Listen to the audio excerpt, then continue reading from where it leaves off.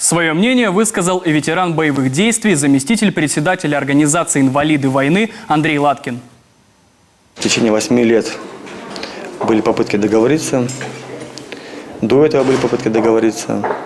Если мы вспомним вообще, что происходит после развала нашей могучей страны Советского Союза, все эти годы идет такая медленная экспансия к нам, к нашей стране, к нашим границам силового блока НАТО.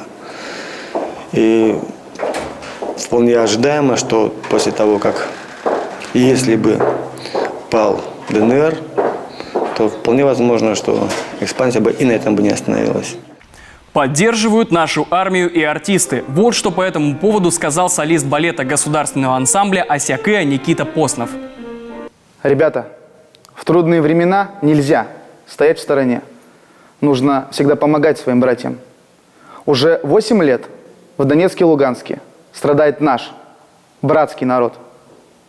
А Россия своих не бросает. Они не останутся одни.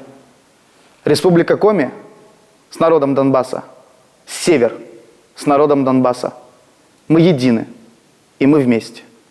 А государственный ансамбль «Осякыя» сегодня записал клип на песню «Гляжу в озера синие». Музыка Леонида Афанасьева, слова Игоря Шаферана.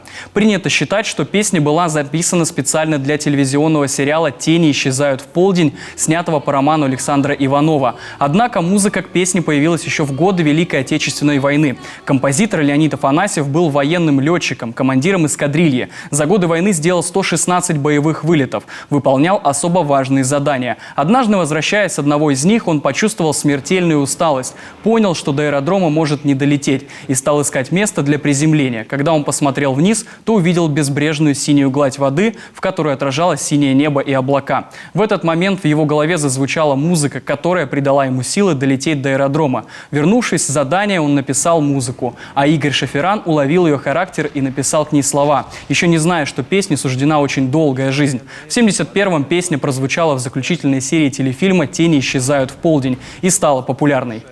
Не знаю счастья.